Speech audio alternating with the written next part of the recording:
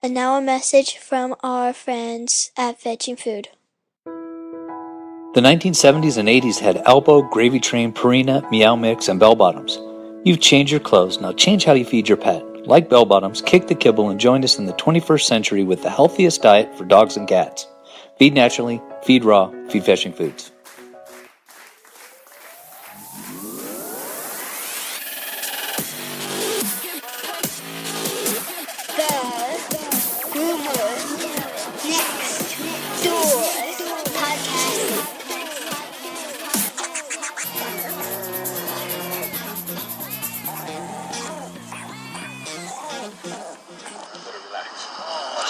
Man, I'm gonna be late for work again.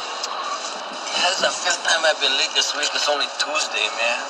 You should quit that lame job, man. Hey, man, I wish I could, man. If I quit, man, the whole place would fall apart without me. I'm needed there, man. Hello, pups and kittens, and welcome to another fun-filled and informative episode of the Groomer Next Door podcast. I'm your host, as always, Chris Green, and join us this week is Paul and Michelle, and they have a company called the Cheeky Wolf Company, which initially was what got my attention. But when I found out it was CBD, of course, being able to talk about CBD and hemp is very important. It's just like I love talking about nutrition and anatomy, but now I get to talk about something that's so holistic and still very new. So it is always a pleasure to be able to have this conversation. And by that sound, they are about to enter the podcast studio. So with that said, welcome Paul and Michelle to the podcast. Oh, hello. Hold on a sec. Dad, we have a guest on the podcast. This week on the podcast, I am joined by two individuals who are doing something that I love to talk about, which, of course, is CBD. We are joined this week by Paul and Michelle Jeffs of the Cheeky Wolf Company, which I love the name. Thank you for being on the podcast. Hello, Christopher. It's an absolute pleasure to be with you. It is a pleasure to be able to talk to you, and I just learned something new, is that you are British Canadian, so of course hockey is my favorite thing to talk about, so we'll probably get into that at some point. So that was really cool to be able to hear that one. So let's start off with your origin story. Just, you both, Paul and Michelle's origin story. Tell us about yourselves. Well, it's like 7 years ago, Michelle and I had met, and she's based here in Lewiston, USA, right on the beautiful Niagara River.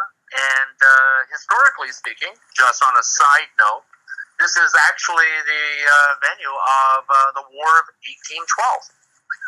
And so from a historical point of view, we're on hallowed ground. So that's why we always call it that we manufacture in historical Lewiston, USA. And very proudly that we do manufacture in USA.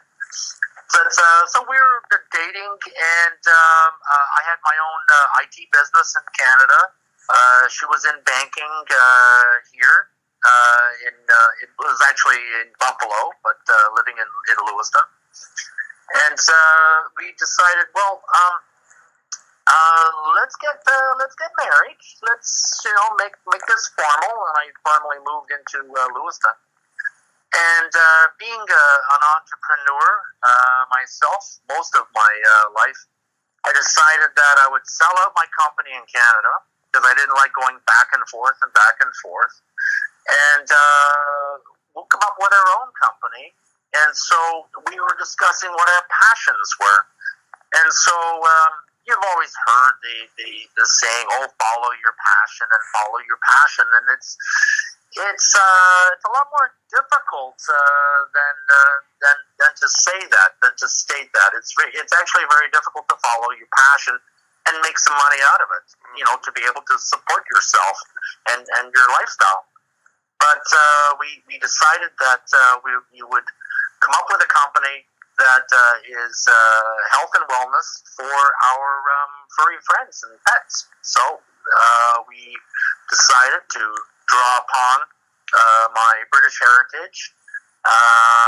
We came up with the term cheeky and the wolf being the highest of the predators in the wild, we thought that this would be very good, and we wanted to tame it down and make it enjoyable and presentable, right? Not scary, not a scary name. So it's the Cheeky Wolf Company, based out of historic Lewiston, USA, and that's our history. Now, when you first came up with the idea, hey, let's do a CBD pet treat, what was that conversation? Because every time I've ever said any weird things to my wife, she pretty much looks at me, rolls her eyes, and says, "You're crazy." So I'm always curious, did you get the same reaction, or were you both right there on the same page immediately? Oh, this is something actually where we clicked, and there's a few big times in Michelle and I's and our lives where we actually clicked, and getting the company name, what we want to do, and we started actually by doing treats and nutritional biscuits. That was our first product, our hemp and seaweed nutritional biscuit. Now, I was a former food and beverage manager in Asia. I started out in South Korea, and I went through Hong Kong and China, Philippines, Australia, Bali, Indonesia. Did I say Hong Kong? Mm-hmm. And so I was working in hotels and food and beverage particularly, and so when my wife and I were talking about doing something absolutely nutritional for dogs, that we picked two of the best superfoods on the market, by none. It's seaweed and hemp seeds, highly nutritional in every aspect. And it's like, okay, well, let's build around hemp and seaweed. And that's how we came up with our nutritional biscuit. Then we broadened out, and we got our treats. We got our cold pressed hemp seed oil, dried seaweed supplement. Then we also have done healing hemp balm for the paws and snout. And then we expanded out also into multi-purpose essential spray for dogs to ward off ticks and fleas in the summer, because this is actually a pretty big problem, especially in our area, but big in Arizona, it's big in Florida. Right here. So we expanded. And there where you are, do you have a problem with the ticks as well? Oh, yes. So we thought, well, let's get into this because we know what works. And so we're not better or worse than the best on the market, but we're competitive, and we make something that works. And on the pricing, actually, we're super competitive. Mm-hmm. But then with the passage of the Farm Bill, and this is something that we've been looking at, because it was very difficult actually for us just to simply sell cold pressed hemp seed oil on the open market. We had to search around for the ability to actually process credit cards. Merchant accounts were very hesitant about dealing with us because we were dealing in hemp. And it was pretty amazing that just for our hemp and seaweed biscuit, getting a merchant account was actually a bit different. It was a bit difficult. So, and funny enough, we were refused out of California, where THC is actually illegal in the state, but we were refused to sell online through their merchant accounts hemp products, you know. So it was actually very funny. But the passage of the Farm Bill, this is something that spearheaded, because we knew it was coming. We knew a year ago. We knew it was coming, and we knew that things are going to change, and we will be able to then get into the CBD hemp extract, and do a really good job. And so we developed over the last year our supply chain. Some of the original growers that we tapped into. The business that we deal with has been around for over 20 years, and they're from Kentucky. And that is actually the Speaker of the House is from Kentucky, and that is the Speaker of the Senate, actually. And that is who actually brought the Farmers Bill to the Senate, to the House and Senate for approval.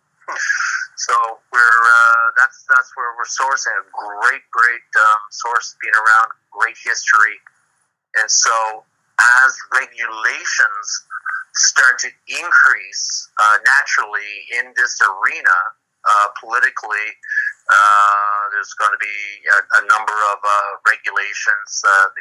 They're going to be sort of imposed upon us, but we have the right supplier. We will know the tides, political tides, right? We will know ahead of time and be able to cope with it. I find it to be really the most interesting, holistic product to put into our dogs and even our cats' food, whether it's a treat or whatnot. And what really catches my attention to this is I've been doing this conversation for, I want to say, 2 or 3 years before you could even sell this. If you had to be at a dispensary, you only could be in California and Colorado, if I'm not mistaken, at the beginning. I mean, it was crazy. Yeah. You couldn't ship it. A lot has changed in a couple of years, except one thing, and that is still people's perception on this is, well, it's marijuana. But no, it's not. There's no THC. And yet, that's still there, and yet a lot of regulations have changed, and for the best. And then there's some that are kind of ridiculous that we were talking about before we started. And it's so odd that we're still not understanding. This is CBD. THC's out. There's no high. Your dog's not going to get high. If you actually buy this product in a store, you're not going to get high. And I'm sure you're asked this question a lot, is, will my dog get high? Well, actually,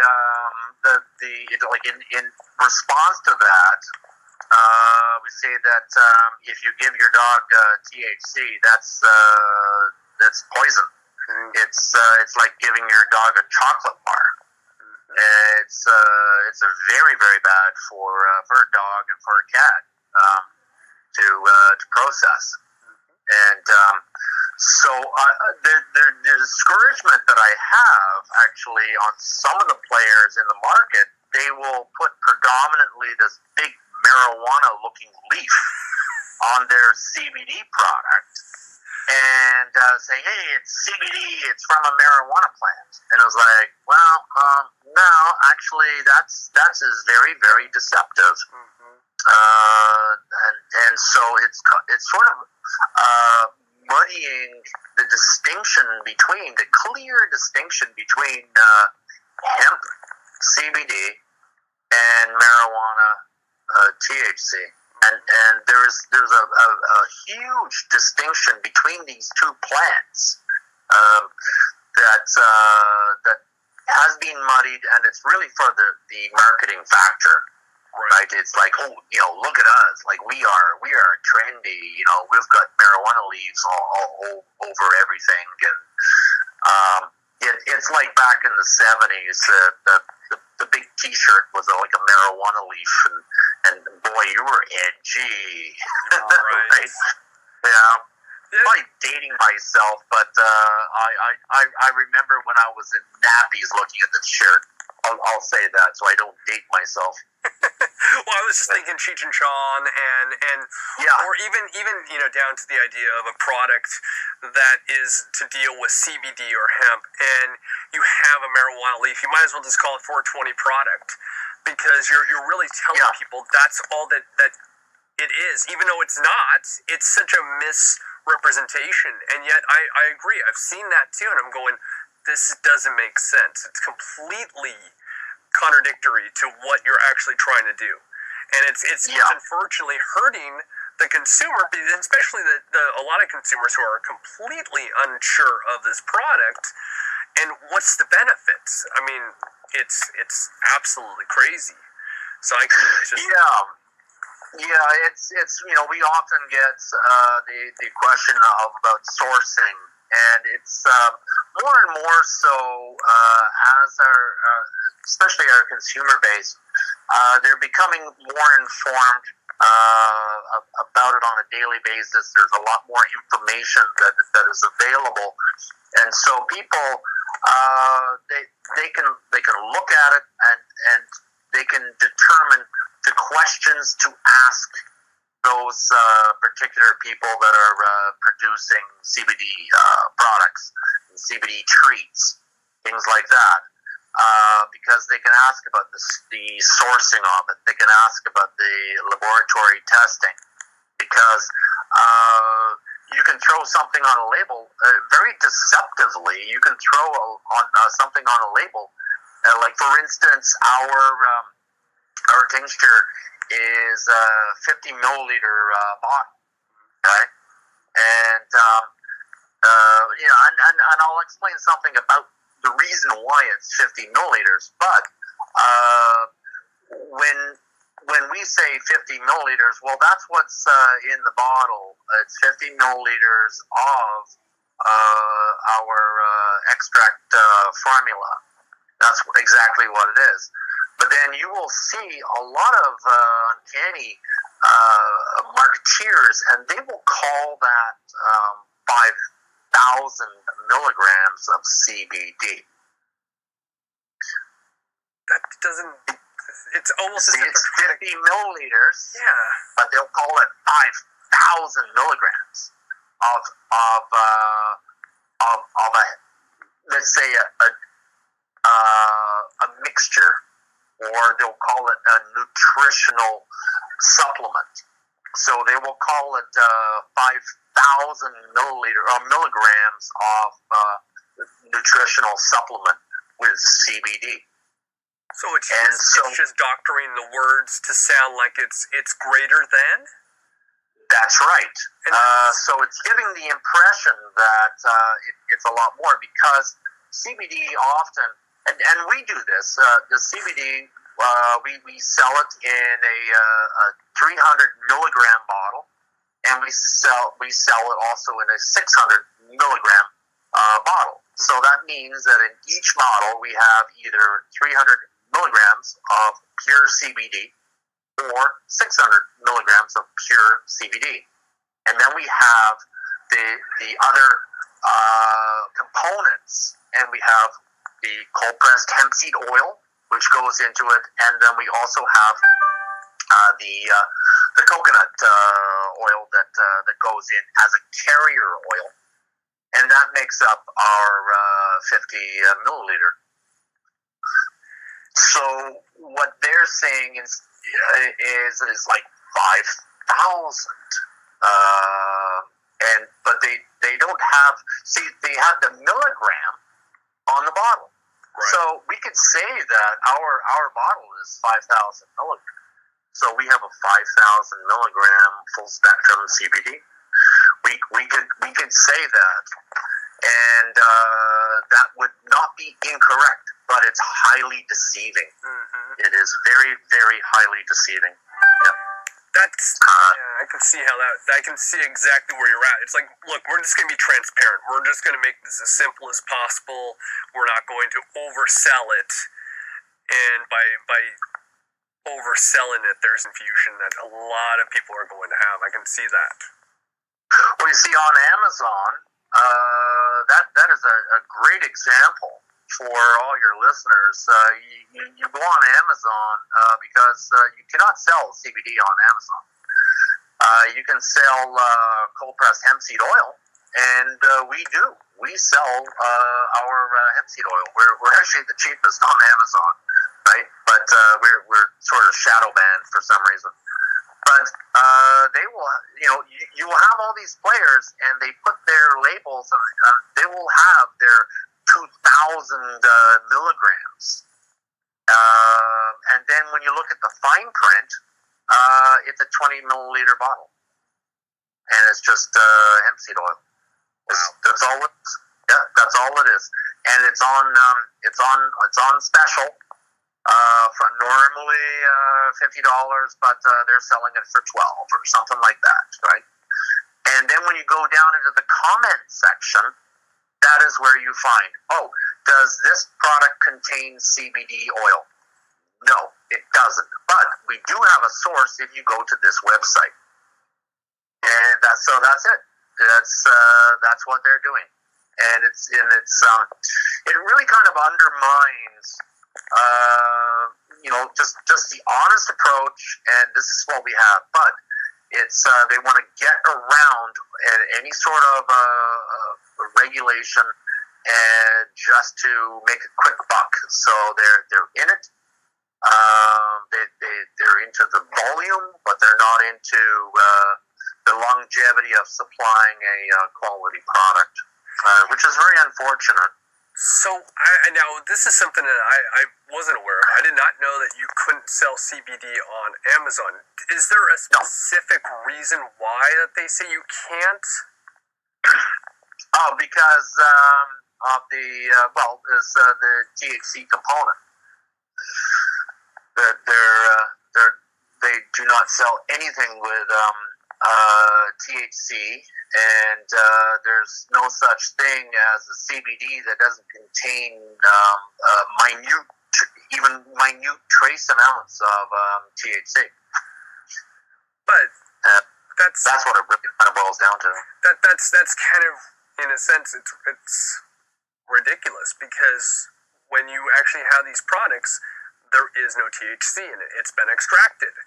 So, I mean, there is, like, you will also see, this is the other thing as well, you will also see that it contains no THC. Mm-hmm.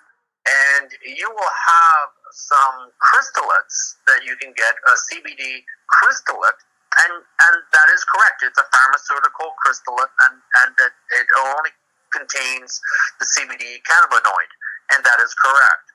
But a full spectrum, if you have a full spectrum CBD oil extraction, that it does indeed contain trace amounts of THC. They are trace amounts, and it's purely legal in this amount of THC. It's purely legal to sell anywhere in all 50 states. It's trace amounts. I mean, you're talking such small amounts, like a shadow of it that was there. Nothing that can do anything. For a human, you're not going to feel it. For a dog, being fatal, you're not going to have any issue with it. That's right. So it's with Amazon, and this is where I'm looking at that going, that's just ridiculous. I mean, ridiculous. I mean, that's they're absolute traces. It's actually kind of funny. It always comes to mind. I always have kind of a laugh about it. I'm a Monty Python fan. I don't know if you're a fan of Monty Python, but it reminds me of the meaning of life, and it's the fat guy who comes into the restaurant and he eats the entire menu, and he's bloated, and he's about to explode, and the maitre d' comes along with a wafat in the mint, and he has the mint and blows up. But, it's the trace amount, and that is what a full spectrum CBD oil is, because it has all the cannabinoids. Like there's over 70 cannabinoids in a full spectrum, and you want that. In the best CBD oil is the full spectrum, and the reason is very, very simply is because it has an entourage effect. That's what it's called. And it's the combination of all of the cannabinoids together that contribute actually to a complete well-being. they react amongst themselves. So that is the entourage effect, which is the reason why, compared to pharmaceutical CBD, which is only CBD and it's isolate, all the other cannabinoids are taken out. You have to take 5 or 10 times as much to get the same sort of effect. And that is the reason why with the CBD, which is again an amazing property, because over more of a prolonged usage, you can actually use less for the same effect, and that's the entourage effect, and that is well documented, and that's just another angle of the beauty of the CBD. You do not get high from it. You do not feel the euphoria. You can operate heavy machinery and carry on conversations, unlike THC. I'm sorry. Yeah. No, it was just as part of what we were talking about before we started, where I was telling you how I've seen people with those vaping things putting CBD in there, acting like they're high, but you're not. You're not. No. Not even a little. No. My mother is 81, and she's got some joint issues. Mm-hmm. And she's got some throbbing pain. She's got like a little arthritis. There's a few issues, and she was actually being taking some injections for it. And the more that she's taking these injections, the more she actually has to have. And so she's becoming a little more restricted on being able to go away for like extended cruises, because she has to be back for these injections. They're not giving these injections on the ships, right, for the pain. And so she started actually a few months back onto a regimen of CBD. And she actually has noticed, this is about after about 1 week, 10 days, she started noticing little differences, but they're very subtle. It's just that she has a little more spring in her step. Mm-hmm. She doesn't have to think about getting up and going and picking up the mail. It's not like, okay, well, if I'm going to get up and then I have to, get the mail, I might as well just do the shopping all at the same time. So she's got like a little energy boost. And so it's kind of brings your body back. It takes a few years off your body. Mm-hmm. It's great for your the energy and the pain level, just overall. But it has zero effect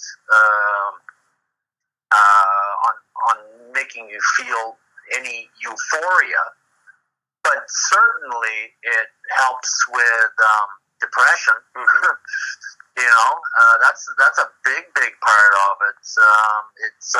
It just takes that edge off. Mm-hmm. It's just really one of nature's best kept secrets, and I personally blame the pharmaceutical companies for that. I do too. And you touched on it. I look at ADD, ADHD, anxiety, seizures, mobility. Ooh, a big one. Yeah. Yes. And these are massive, that are all treated. Every one of these are treated highly on medication, which is not something that our body is supposed to be on. So that's what always gets me with CBD. It's holistic. We're not putting something in our body that's going to be a foreign chemical. So it's like, why are we not doing this? Oh, yes. And as you said, big prescription companies have prevented it. And of course, they've made sure that the government does the same thing. And that's not just the U.S. or Canada, that's the world itself. But it is the best kept secret that's out there. Yeah, it's being quelled on a big way, because when you actually look at the Federal Patent Office, you will see that a number of the benefits of THC, particularly THC, all of the patents that recognize some of the values of that, they're owned by the world's largest pharmaceutical companies. Believe it. They own the patents. They buy them to suppress them. Oh yeah, I totally believe that. I believe that, and I would know that would actually be something that they would do. I mean, it's again, this whole conversation with this podcast has so many different layers, and as you know, it's nutrition, and then it's holistic health treatments, and so on and so on, and everything that you can look at has the same mentality, and that is, how do we suppress good information and spread our lies? And that's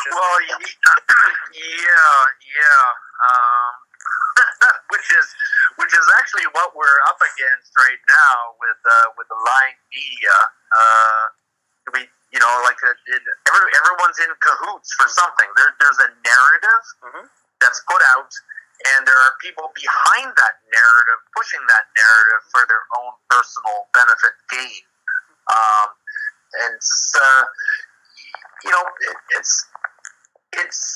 It's like we're small players in a big cog, and it's easy to get crushed by that. And so, just touching on two of the points that you had made, and there was one about certain drugs that you can take for certain ailments. For seizures, as an example, CBD is just wonderful.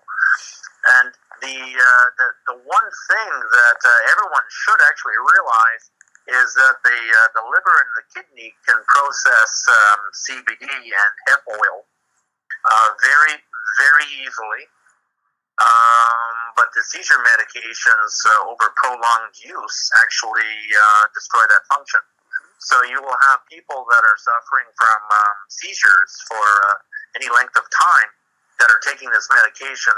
The next medication they're taking is it's kidney and liver health, and that's a big thing that they're susceptible to. So with dogs, there's a number of medications that are given to dogs, and then suddenly you hear that all these dogs are having liver and kidney problems. Dogs are becoming allergic to things. They're scratching more.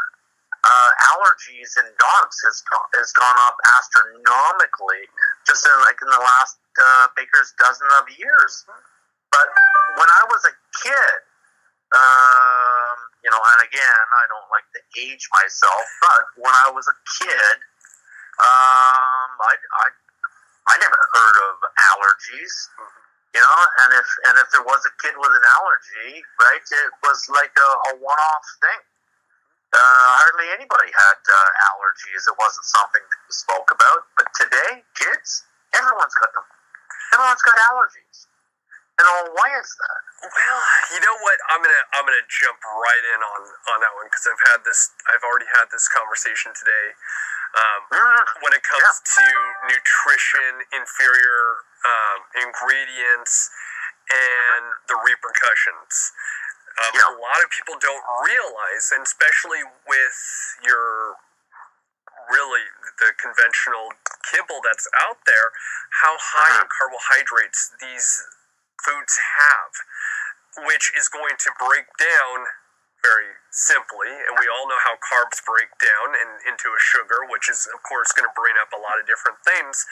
But we have rendered products that are in there. We have inferior ingredients that are not supposed to be in there, or even proteins that are not even suitable for the garbage. And all of these are what's causing a great deal of the allergies, where the wheats and grains, Dogs don't go out looking for wheats and grains, and then you give them the wheats and grains that are absolutely garbage, that have been molded or have a great deal of problems to it as it is, and where you can never give it to a human. That's going to cause for an allergy right there. Or you have different chicken or beef or whatever that really isn't chicken or beef. It's byproduct of that's honestly slaughterhouse waste. And all of these things over time have wore out the dog. Now, again, when it comes down to all of this, some dogs can live for a great deal of time on kibble. And that's really a question of a whole different science experiment right there. And the same thing where prescriptions, as you're talking about, with humans in particular, we're able to develop that tolerance to it. So we have to up the prescription. Where dogs, it's hard to find that perfect balance. And then when you have all these different things that may be lying dormant that we don't know are there, it's going to cause a great deal of issues. So you're on, let's just say the dog is 2 years old, very common, where a 2-year-old dog comes in and they have seizure problems. No, they're not having a seizure all the time, so we're not going to be able to put them on medicine. That does happen. So until that actually becomes a prolific problem, this dog is going to occasionally have a seizure. It may be a mild one at best. But let's look back. Where could this have started? And it always goes back to nutrition. Or it goes back to their mom, who was eating this inferior food, and they developed it in vitro. So all of this stuff just continues to manifest, and now we're seeing allergies on a rise, and we're wondering why. Well, let's look backwards. It's kind of like with humans. We realized in the 80s, because I'm an 80s baby, and I remember right away talking about fast food, hearing that on TV, the processed foods are bad for us, and it continued on in the 90s, and that's when we started to realize, oh, okay, MSG, not a good thing, or different things. Oh, yes, exactly. There's a flashback for you. And no MSG. My Lipinesia, right? So. Yeah, that's a Japanese invention. Yeah, and yet, if you look at a lot of your dog and cat foods, it has equivalent to what MSG would be to this day and age. And we're still looking at these things as ingredients and acceptable ingredients. So, well, you look at the FDA, and the FDA did recall, I think it was 7 or 8 pet foods. They recalled them. They said that your labeling has to be improved. They didn't demand that the manufacturer take it off the shelf. They just demanded that, hey, these ingredients contain this. Right. Or your kibble ingredients are not being listed correctly, and when you feed your dog, it can kill them. And that would be what I love to call the Susan Thixton sticker shock. She's the one that spearheads this entire situation when it comes to ingredients. And trust me, I know there's a couple people who are listening right now who are probably saying, thank you, I'm glad you brought that up. Susan Thixton has come up and been the biggest pioneer when it comes to all of this, and has requested that they change the term pet food to pet feed. And yet it hasn't been done. And that's the sad part. The FDA was to meet. They actually met with her and Dr. Becker a couple years ago in D.C. They were to go forward with all this and never did. It was one of those BS type things. So it's crazy how things have progressed and digressed at the same time. Well, it's very fascinating because, like, even on human food, the advertising, let's say like 10 years ago, the big thing was buy our product because it does not contain this. Buy our product because it has no saturated fats. Well, so they're saying this, and they're putting big stars around it. They're bragging about it. Yes. But for the prior 20 years, they were selling saturated fat. Mm-hmm. So what? They're playing the hero for poisoning you? Yes. Right? Yes. Oh, we're no longer poisoning you, so we're a hero. That is actually a really interesting topic, because I've seen that in a great deal of companies where they're saying new and improved, and they'll have their old product right next to it, and they're literally saying that our old product was inferior and we were selling you garbage, so please buy our new product that's better. But then in a year from now, we're going to have something that's out that's going to show this was inferior too, but buy that one. It's well, it's the interesting thing is that they're saying the new and improved, which only cost a fraction more for one less fewer ingredients, and each ingredient costs money. Yes. So they're saving money by taking out that harmful ingredient, and they're charging you more for the privilege.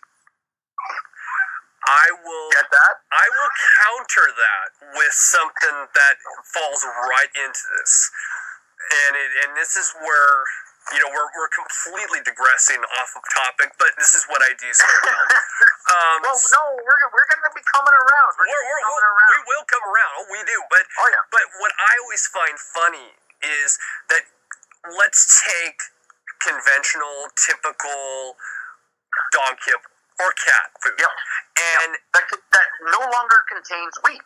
Oh no. Let's just use a regular generic bag.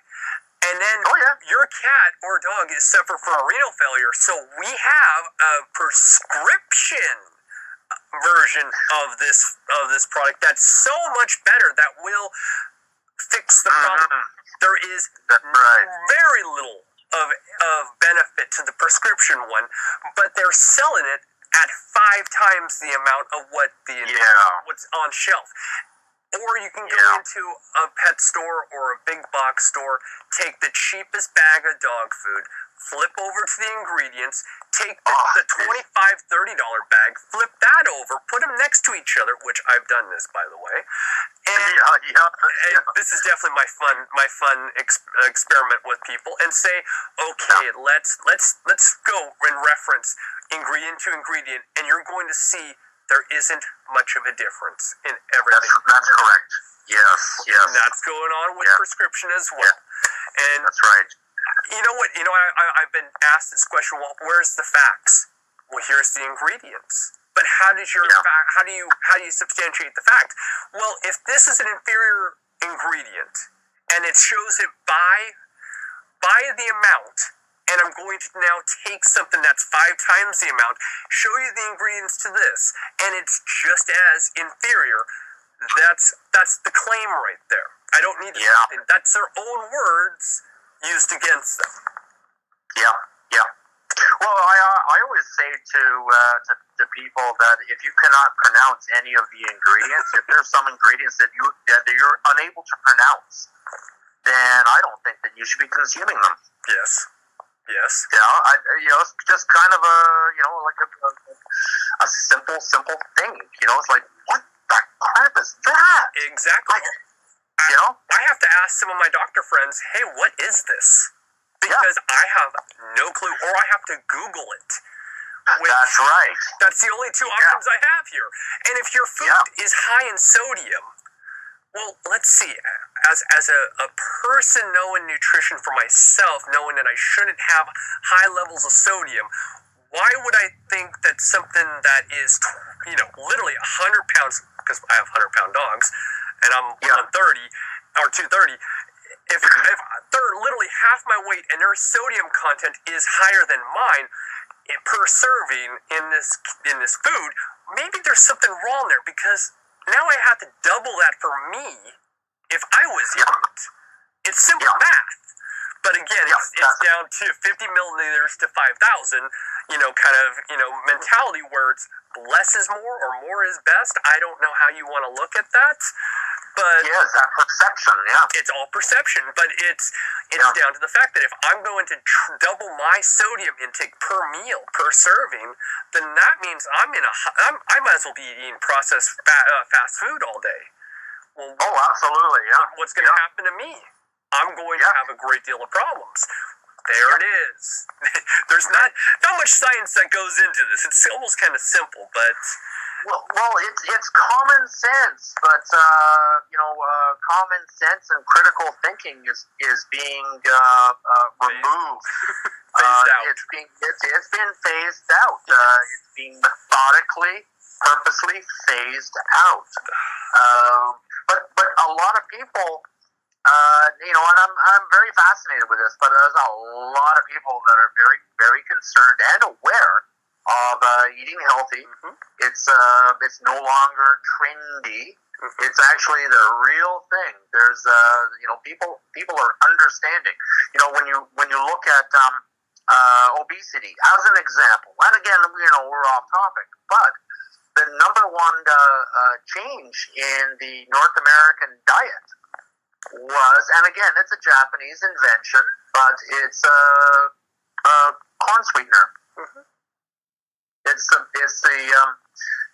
that additive into the American diet, taking natural sugar derived from sugar cane, taking that sweetener out of the diet and putting in corn syrup into mainstream fast food. That is when the obesity went just off the scale. Mm-hmm. And it's all commensurate with the usage of corn. It's actually corn syrup, and it is a corn syrup. But what's the name for that sweetener? High fructose. Fructose, that's what I was thinking. The fructose. That's right. Yeah. And that was really, really popular in kids' cereal in the 90s. Yes. And so the more you found it in your McDonald's bread, you found it in kids' cereal, you found it in all sauces, you found it in ketchup. It's everywhere. And so the more it was found, then the higher the obesity rate. And when you put it on a graph, it is completely commensurate. The lines are running parallel, almost vertical. Right? It is absolutely there. It's so you just got to stay away from that. So, my wife and I, we stay away from that, and that's put into dogs' food as well. So you got to stay away from that. It's like, my dog's getting obese, and it's like, well, it always comes back as you had said. It comes back to what are you consuming, and so you start looking at that label, and you will find high fructose sugar. You will find that on the label. Right, you will find all of these artificial preservatives, and and then finally it's like, oh yeah, my dog is like a bit listless, and your dog is having some kidney issues, right? This is what's happening. It's like, oh really? It's like, where could that possibly be coming from? Well, flip the bag over and read. That's where it's coming from. Right? I'll even take it to another stage. Now, I love using the 90s as my benchmark because it was a very critical decade that really has become part of this current conversation, and that is the two things that unfortunately have reared its ugly head was, number one, lack thereof or no exercise, which caused a great deal with obesity, and bad foods. And that is the mirror image of what's in pet nutrition right now, or lifestyle. No exercise, and everything's processed garbage. Yeah. Well, you know what high fructose sugar does to the brain? The corn syrup? You know what it does? I want to say it almost kind of makes you lethargic. Well, it shuts off your mechanism to feel full. Oh. Yeah. Wow. Specifically, that's what it does. Huh. And so that it shuts that off, and in actual fact, your body is dehydrated when you're feeling hungry, because you constantly feel hungry, and so you eat more and more and more. But in actual fact, it's a false positive. Your body is telling you that it's thirsty and it needs water, and so you have two things happening. So you're constantly overeating and snacking because you're always feeling hungry. Boom, boom, boom, and then you are thirsty, and so you're consuming a lot more sodas. That's exactly it. And then what's contained in the soda? Yeah, more of the same stuff. Yeah, you're just feeding bad with bad. That's right. It's more of the fructose, and so you're eating that, and it's shutting down even more your feeling of fullness. You don't have that. Your body will tell you when it's full. Yes. Right. So you'll feel like a little content, and that's what keeps us from blowing up. Right. And that's what it does. Yeah. And so it's going to be the same now. Like a dog will gorge, right? Yes. Like quite often you can just give the dog the whole bag, and it'll gorge until it falls over. Mm-hmm.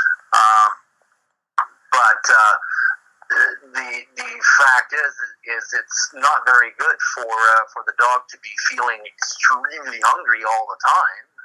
That's going to build up some anxiety, right? It's going to build a great deal, and that's just it. What's funny is that I always have a segment on here that I always go to, which is the soapbox moment. But we're actually going to skip that because we've had a very good, healthy soapbox. So that's what's great about it. And so I think that this is something that everybody needs to really take away. Is, well, we've got a great deal to take away from this, but now we can circle back to, well, why is CBD or hemp so valuable? Well, you're kind of, in a sense, I like to consider it, and you may have a different view on it. I like to use CBD and hemp as a little bit of an eraser. You can't erase ink, but you can make a little bit of a mark with it or take some of it off. So for all of the dogs or cats that have been, unfortunately, on kibble, and again, a lot of people are not aware of a lot of the different things because the companies have saturated the market with a lot of false information. So, that's going to be understandable. But now a lot of people are starting to realize, I've been feeding this stuff and it's been bad. How do I correct it? This is where I always have this conversation. Well, you need an eraser. And that eraser is CBD and hemp. Yes. And a good quality version, please. Good quality. That's always helpful. So I know we talked about it a little bit, but I wanted to go backwards and kind of knock off a little bit of a synopsis of each one of the products and kind of give people ideas on it, because it's very important that you really can hone in on it. And again, you had said your flagship was the hemp and seaweed, which I love the idea of using seaweed. Great idea. What a superfood in itself. Yep, 2 superfoods, and again, when we brought together this particular recipe, it was okay. So let's reverse engineer this recipe. Let's pick out all of the best stuff possible, the most nutritional, the most benefit. Let's make a list. And so that's what we did. And it was about 17 items. And we got this down to about 12 items now. And then the recipe is a little more of this, a little less of that, to get the right flavoring. But there's an equal amount, which is equivalent to a dose. And so it really is a multivitamin that you're giving to your dog that tastes really good. And so that's how actually we came about on creating the nutritional biscuit. The seaweed is an amazing food in that it supports gland health. It's great for the gut of the dog. Really, really good. So a lot of issues that if your dog's not feeling well, it's lethargic, quite often, it's gut issues. And seaweed is very specific for that. And because it's on very good with the glands, it's excellent for dog breath as well. That helps. So that's huge. And it's crispy biscuit. It's not a chewy. It's crispy biscuit, and that's really kind of for the plaque to make sure that that does the plaque issue. So that's about the nutritional biscuit.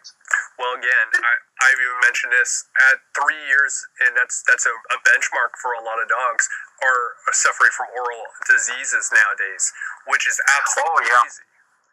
Yeah, in a big way. Now you always have to do some addressing of the oral hygiene. Like physically, like a brush, you got to check it out. But you can do a lot of avoidance to make sure that that you're prolonging appointments, like on teeth cleaning, or even avoiding those teeth cleaning.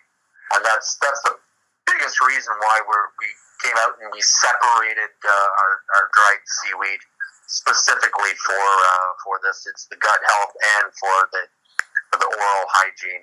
And that was what I was going to say next. I was going to lead right into dry seaweed supplement. You read my mind to it. Yeah. Oh. Well, we have and when you actually smell the seaweed, and it's just straight seaweed. There's 3 different types of seaweed that is air dried, and when you smell it, you smell the Bay of Fundy. We source it from the Bay of Fundy. We have 2 sources. One is Bay of Fundy in Nova Scotia, Canada. It's just beautiful, pure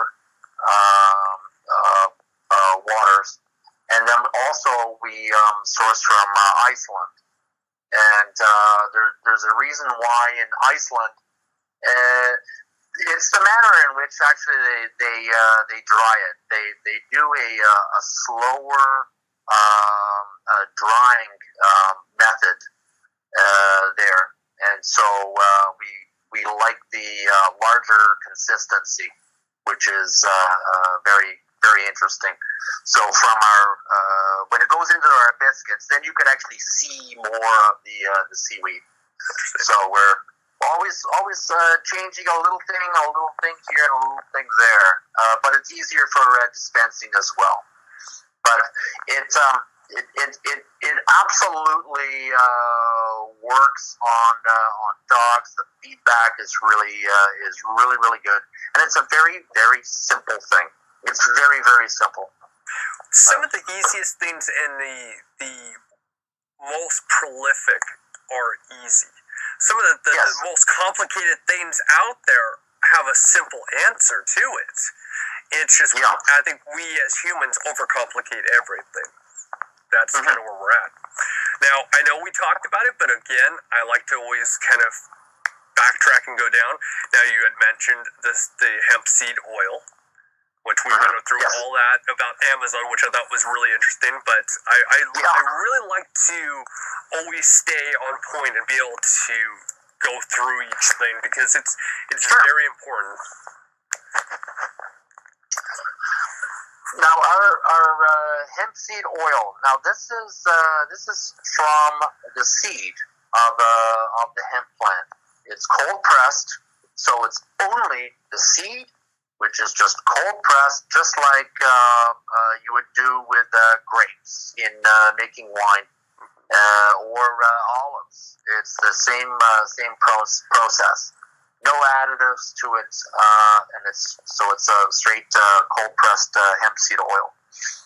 And this is very, very good for heart health, for joints, mobility, and energy. It's just a very straightforward oil. It's also topically, when you actually put it on your skin, it is actually one of the highest absorbing oils. And so when you actually consume it through your mouth, ingesting, it absorbs very quickly. So all of the benefits actually are being absorbed. It's processed very, very easily by the liver, and so you're getting again a lot of those benefits. And then topically, it works extremely well in absorbing through the skin. So it's very good for arthritis as well. So it does have all of those benefits. And then on top, there's also a calming effect. So you will find that within a fairly short period of time, that you will find that there's the calming effect. You'll find a little more ease on your joints, on the mobility, a little extra energy boost as well. And you cannot mistake, and this is kind of interesting because we have a lot of comments coming back and saying, oh yeah, like my dog's energy, my energy, because like a lot of our customers, they actually take the products themselves. Everything is human grade, so they take the product themselves. But it's like a little more energy, and it's like, well, don't mistake the energy increase for just a mobility increase. Less pain, easier moving, and so it's like you're more inclined to get up and go. And so it's a combination really of that. But for joint, for the calming, for heart health, very, very good. When you put that all together, when you have joint pain, it puts strain on heart because your heart is dealing with pain. You're dealing with pain, so your stress levels, your blood pressure levels have elevated, so it's putting stress on your heart. Absolutely, So once you take away the pain, that's right. It's really simple, but it's so complicated. Maybe it's, again, humans overthink everything. Let's just dissect it, and it comes down very simple. Yeah, it's picking up dominoes as opposed to pushing them over. Yes, there it is. Yeah. Now, healing hemp paw balm. I always think that, now, again, paws, they take such a beating. So, come up with a concept here. So, run us by this. Well, and here again, hemp seed oil, when topically applied, let's say to a scratch or a wound, it will help heal that. And it is pretty amazing. Now, our office dog and family pet, Liberty Bell, you'll see her on the website. She has the official taste tester of the Cheeky Wolf Company. She has dew nails that she likes to use. She's very ambidextrous, actually. And she does tend to scratch. She grabs onto legs and arms and stuff like that. And so I started putting the balm on, and it's pretty amazing. You go from a fairly deep scratch to the next day. It's not raw, and it's healing extremely quickly. And it's absolutely, and so so on the topical side, the healing side of hemp oil is very good. And so we knew this in the very, very beginning of the company. And so we thought, well, we have to do something for the snout and for the paws. And so we had to, we came up with a recipe. Now it's not just a question of, let's get some hemp oil and let's throw a wax in there and we'll make it hard and sell it. Hemp oil is actually quite a delicate oil. because it's got a very low burn rate, so you can't really kind of cook with it without it smoking and burning. And if you do that, then it changes the characteristic of the oil. It doesn't last a long time outside of refrigeration. You will find 3-4 months if it's just sitting in a warm cupboard, that the flavor will change somewhat, and you've seen that in olive oil. You've taken olive oil, you've forgotten it in the back of your cupboard for, 6 months or a year, and then you taste it and you think, it's a little off, right? So, it's a delicate oil in that respect. So if you're going to be putting it into a bomb, well, you have to protect that oil. And so that's the reason why we spared no cost on the other ingredients, but we were not going to use any artificial preservatives. We have no preservatives in our products. Well, actually, let me correct that. We have no artificial preservatives in our product. But in our balm, we use metafoam seed oil, which is literally, it's a bush. It's grown here in the United States, and it's called metafoam. And it is a cold-pressed seed oil. And this seed oil lasts years. And so what we do is we use that as our preservative in our palm. And then Kindle Little Wax, cocoa butter, jojoba oil. These are all ingredients that, again, have the holistic benefits. Shea butter, vitamin E, right? It's great. Then the Kindle Little Wax, it's a very hard wax. And so it actually, that is what acts like a Band-Aid almost, remaining on the surfaces and in the crevices of the paw and snout. And so it really, really helps in the winter, on those cold winter days. So it helps against frosting. And then on those warm days. But this is going to be very interesting. Let me touch on something that we were talking about before, and that is allergies. Dogs getting allergies. Dogs having reactions to the dog's environment. And a dog sweats through its paws. A dog's paws actually are highly absorbent. And so a dog could be running along, like in a park that has been sprayed with insecticide. They actually absorb that insecticide into their bodies. And so you quite often will see pet owners, pet parents, they'll turn around and say, well, like, I don't know why my dog is like constantly licking the paws, constantly licking the paws. And that's really kind of a sign of an irritation. And so it's like we always say, well, so where have you taken your dog over the last 2 weeks, and how has the environment changed? And they'll say, well, it's take out on the street. And I said, well, is it heavily salted? Yeah. Okay, what type of salt do they use? Because, again, back when I was a kid, they were using salt, like real salt that you could eat. Today, it's just chemical-laced. So it's a very, very different salt, and a dog is walking on that. Or if you take your dog out to a great park, quite often dogs will, the park management will use insecticides on the grass. And so they'll put up little flags to say that, you're not allowed to walk on the grass for, a day or two. But then you have your dog running around on it. And so that is a big, big part also of why it's very important to just apply the paw balm once a week. It's just a once a week application. It really lasts.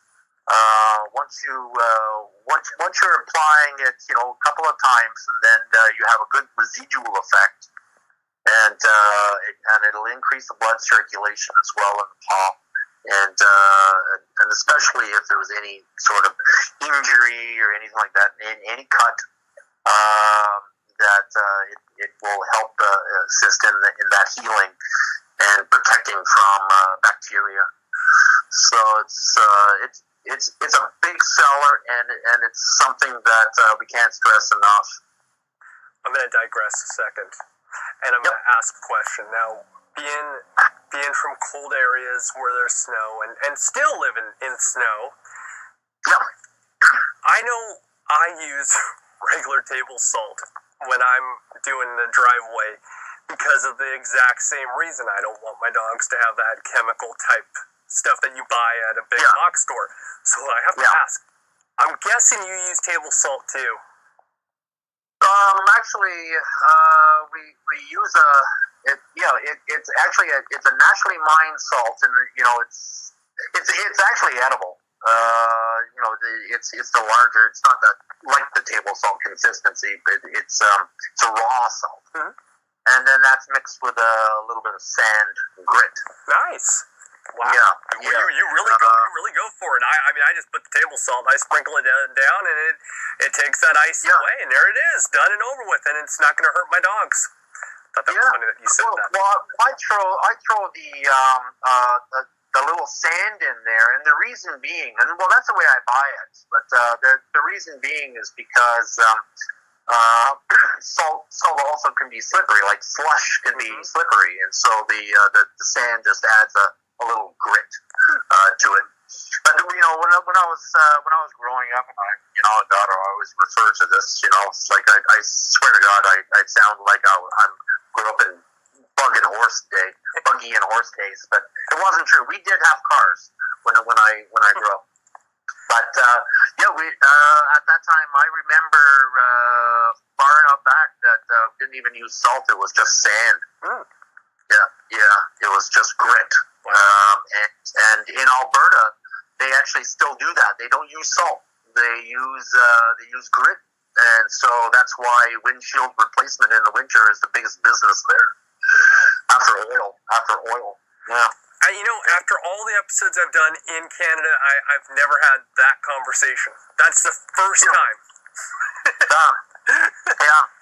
Well, it's an interesting point as well. My mother has this beautiful pressed concrete driveway and steps. Right? It's absolutely beautiful. Have you ever seen these?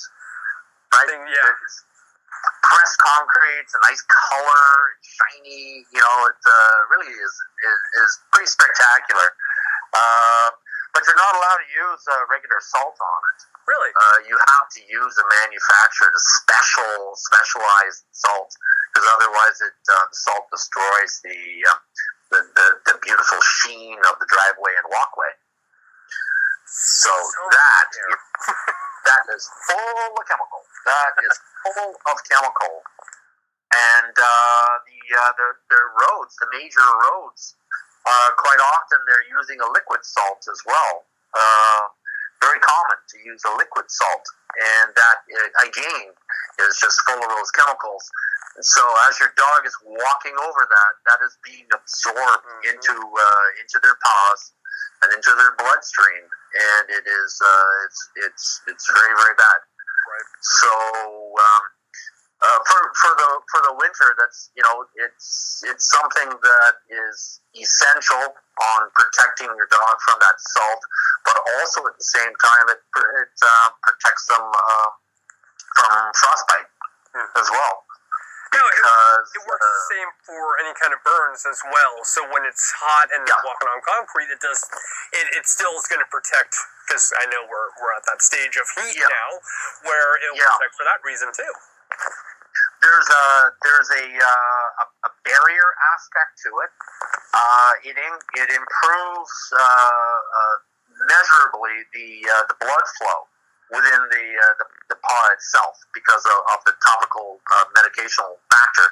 But so that also means that the paw is more receptive to injury. It's more receptive to the heat, and so the dog is actually getting away from it as well. It's not self-injuring It's not like you're walking on calluses. That you're putting your hand on a hot stove element and you're not feeling it because of the of all the calluses. But it does have that barrier aspect to it, especially the kokum, the canuba wax. It's a very good barrier. But we looked. It was a few days last summer, a couple of hot days, and so it's around 90 degrees or 92 degrees outside in the air. Wasn't too bad. Humidity wise, it wasn't too bad. You could still take the dog out for the walk, but we took one of those laser. What was it? It's not the thermostat. Thermometer. Thermometer. One of the laser thermometers, and like, oh wow, we're like at 130 degrees, 135 degrees. It's enough to slow cook an egg, and you'll have people walking your dogs around, and there's not actually a lot that you can do with that temperature. So I'll never purport that the hemp balm is good for that, and put the hemp balm on, you're good for walking around on 130-degree tarmac. That's just irresponsible. Yes. People just don't understand or appreciate just how hot that is. You have to take your shoes off, and then you can really appreciate it. But then, how quickly will you be putting it back on? Oh, absolutely. I was just going to say that, you should take your flip-flops off once in a while during the summer, right, and walk on that pavement. You can get extremely hot. And then plus a car, just being inside a car. Yes. Right? Oh, yeah. 5 minutes, right? In 5 minutes, a car can change 40 degrees, right? Oh yeah, actually even more depending on the temperature outside. Oh yeah. It's crazy how quickly that can go. Well, in our last minutes, I want to run by the ginger and of course, great two products here: ginger and beet dog treats, the multi-purpose essential spray. And of course, let's go with the one that really kicked off our soapbox moments, which was the 50 milliliter full spectrum hemp extract. Yes. Those. Well, do you want to touch on the tree? Touch on all very quickly. Yeah, let's touch on all of them. We'll move over to ginger and beet. Here again. Ginger is great for the appetite, right? It is absolutely great for the appetite, and beet is also considered superfood, right? And it's gluten free, so it's something that checks off a lot of people's boxes as well. That they don't want gluten. Again, every single ingredient that we have, is all human grade. It's not from a feed supplier. It is all directly from human grade sources. So the beet, it's considered a superfood. So it's a great dietary fiber, high in protein. It's all I can even run through those ingredients. They're all tasty. You might actually be hungry after I go through this. A little process. bit, yes. Yeah. Yes. Coconut oil and honey, turmeric. Yep. Turmeric, cinnamon, the pumpkin puree as well. Now we use a puree in it as opposed to a powder. And the root. We have ginger root as well. That's the big one. And that is really, really good for spurring the appetite. Turmeric is great for joints as well. That's something that we have a lot in our hemp and seaweed nutritional biscuit. We have a lot there. The essential oil is something that we're really proud of, in that it is something as a deterrent that repels the ticks and fleas. And in actual fact, for those ticks, and you know, have you ever taken a tick? Have you ever held a tick? Unfortunately, yes, a lot. Yeah. I have so many stories to go with, but I'm going to let that one go because I'll digress again. Well, you know, They're it's awful. just that these things are built like tanks. It's so difficult to crush them. It is absolutely impossible. Like, oh my word, you know, you throw them in water, they're still swimming around the next day. They're just absolutely horrible. Mm-hmm. But the one thing that their Achilles heel is something to our benefit. And lemongrass and essential oils, this affects the nervous system, directly affects the nervous system of insects, but does not affect the nervous system of mammals. But what it does is it severs the link between the brain and the rest of the body. It's the nervous system, and that's what it does with ticks and fleas and insects, including mosquitoes. It actually kills them. It makes them nuts. So they avoid it. They avoid this. And so it's something that over a course of time kill them. But also they avoid it. And so we had Lydia. It was like 2 years ago. We had Lydia. I guess 2.5 years ago. And I brought her back from one walk, and it was in a park here called Art Park. Great park, and she had five ticks on her head. Mm-hmm. She's a bit of a hound dog, so she's like always sniffing. She's always got her nose down, and she's just always roaming around. Right? I'm surprised she doesn't bump into more trees and rocks and stuff. Right? You know, but yeah. So she's very susceptible to getting the ticks on her head, on her ears, around her neck, under her harness. And so this is perfect. When you spray it on your hand, you rub it onto their fur. Don't directly spray, but just spray it on your hands, rub it onto the fur, and you can find ticks still will jump on, but they're just not comfortable in finding a spot, and so they're moving around, and you can brush them off. They do not like purchasing on into the skin. So since we've developed this and using it, she has not been bitten by a tick. We have taken them off her, but not bitten, nice. Which is the biggest thing, because that's where the transfer comes through. Right? As long as they're not biting, then you can really kind of deal with that.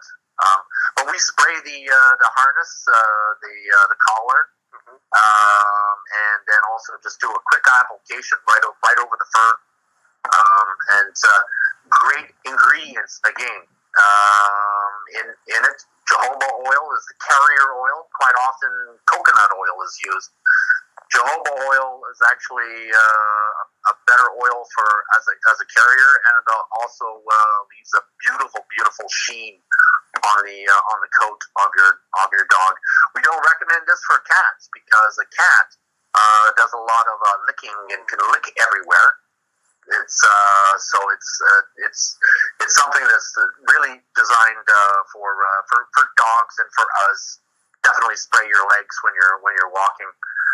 But it has the active ingredients of lemongrass and orange essential oils, and wheat protein as well for that added sheen. So if you're having a bad hair day, you can use it on yourself. Well, I do. I get the flyaways sometimes. So yeah. I can't stand having a tick on me. I've had them because of grooming, and you got to get that head out. If you don't, oh boy, that's when it gets. Yeah. Then you got that little target blemish on your skin. Yeah, it's right? now. I have had a few on me before, but not biting. I've had a few walking. Like I got kind of like monkey arms and legs, a bit hairy, and so I can feel them walking. But it's not fun to have them.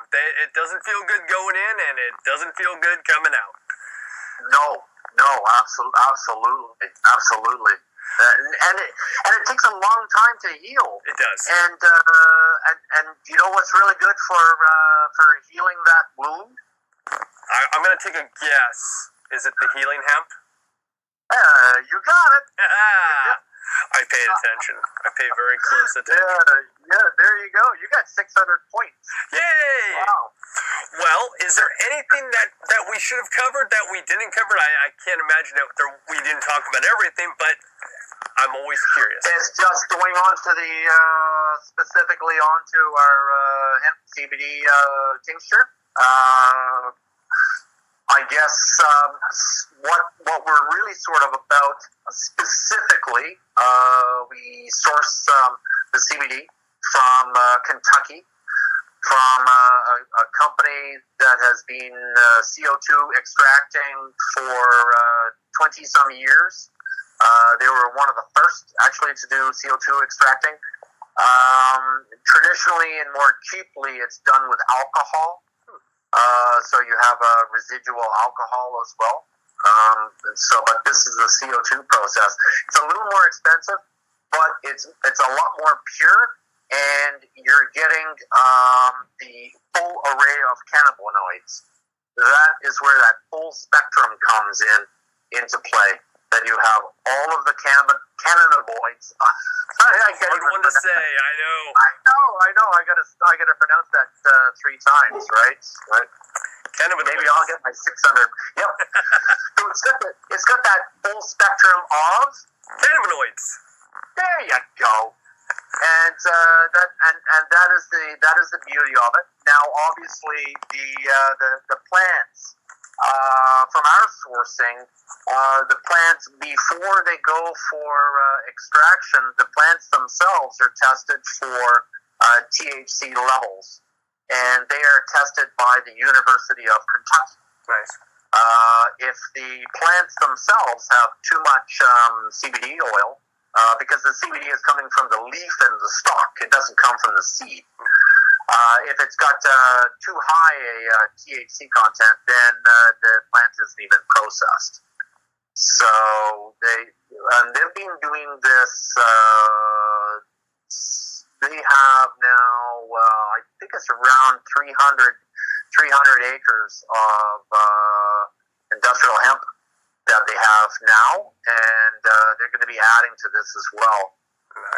So we have a beautiful relationship in that they have the third party testing well on board, and then on the research and development and everything moving forward on different strains as well. And that's so there's a great relationship that we have with the University of Kentucky, and then also our direct CO2 extractor. The other ingredients that we have now, some people will turn around and go, "Oh, you're using some fillers." It is a 15 milliliter bottle, and by the way, you cannot get it's the bottle itself. If you were to use water, it's actually 60 milliliters, but the oil is lighter than water by volume. And so that means that you can only get 50 milliliters in a 60 milliliter bottle. That's the reason why it's 50 and not 60. Which is kind of an interesting little thing. You do not see that actually. Like 50 milliliters is 50 grams. That's the way it works out. So. Again, when you're looking at some of the other less savory suppliers, when they say one thing is like, "Hey, actually, how do you get like a ton of feathers into a small packing box?" Because that's really kind of the concept, right? A ton of feathers. has got a lot more volume than a ton of lead. And the hemp oil, hemp seed oil, and the coconut oil has got a greater or less density than water, and that's the reason for the 50 mil. But we put the hemp seed oil into that, and we also put in the coconut oil. And MCT, medium chain triglyceride, and the reason being is because it's a carrier oil which aids in the digestion through the liver. So it actually is faster to absorb in the tongue and the cheek, which is the best area to absorb, and then as it goes into the lower intestine, then it's absorbed through faster using the MCT oil and the hemp seed oil. So there's a reason for that, as opposed to just having a 100% CBD oil. The other advantage is that it comes in a dropper. So the advantage with having the oils and the increase in volume is that it's much easier to dispense accurately, as opposed to just trying to get exactly one drop. This is a dropper full, and so we have two sizes right now, 300 and 600, which is then one dropper is equal to 5 mg of CBD on the 300 tincture, and one dropper is equal to 10 on our 600 mg tincture. So it's very, very easy for dispensing. So you can accurately do it, and so that really kind of works out for your small and medium sized dog. That will work out to a 2-month supply quite easily. For you and I, it's a month's supply. Right? So it's actually, and so we have the nutritional benefit and then the absorption benefit as well. Because again, with the MCT oil, that is actually a health oil that a lot of people use as an energy booster in the morning. They'll add that to their coffee or to their salads, or they'll just take it straight. It's an energy booster because it absorbs quite quickly. So you actually you'll get that in the morning. It's something that I was actually using prior, but then now with hemp seed oil straight as that supplement, then I have substituted it. But it's a really, really good carrier oil. That's specifically why we have this makeup of the oils. So it's nutritional and easy to dispense. And the last benefit of the coconut oil, the MCT oil, is that it also acts like somewhat of a natural preservative. It adds to the shelf life of the CBD oil, particularly to the cold pressed hemp seed oil. It adds to the life of the oil. So we thought that we would take those three benefits and add them. So, like I said, every ingredient that we have has at least one clear benefit. Perfect, and it works out great. Well, you know what I love about podcasts is that you can listen to them whenever, but what I hate is that they only have so long that you can record, and unfortunately, we've made it to that point, and that's always the hardest part for me because it does go by quick. Well, Christopher, is that the music in the background that I hear? It's starting to get there. Yeah, it's starting to get there, I think. Claire, stop playing the music. No. Yeah, that's right. But the microphone is falling away. It's going away. It's going cold. No. So really quick, how can everybody get into contact with you? Check out your website and learn more. We are at the ChickyWolf Company .com, So it's Cheeky Wolf Company, all one word, .com. And we are available online for questions. You can browse our website and you can purchase directly over our website. We're also on Amazon for all our non-CBD related products. Amazon is not there yet. You can see us on Facebook and Twitter as well, and Instagram. If you have any questions about any of the products, please send us a quick note, and we will respond back in kind. And don't be a stranger. You're welcome back anytime you want. We can go over a lot more of our soapbox moments when it comes to nutrition, because as you can tell, that is my big thing. Yes. Thank you. Yeah. No, it's an so absolute much for pleasure. Yeah. Thank you, Paul and Michelle, for being on from the Cheeky Wolf Company. I'm Chris Green. Have a fantastic week. Bye-bye, everybody. Okay, gotta go, it's my bedtime.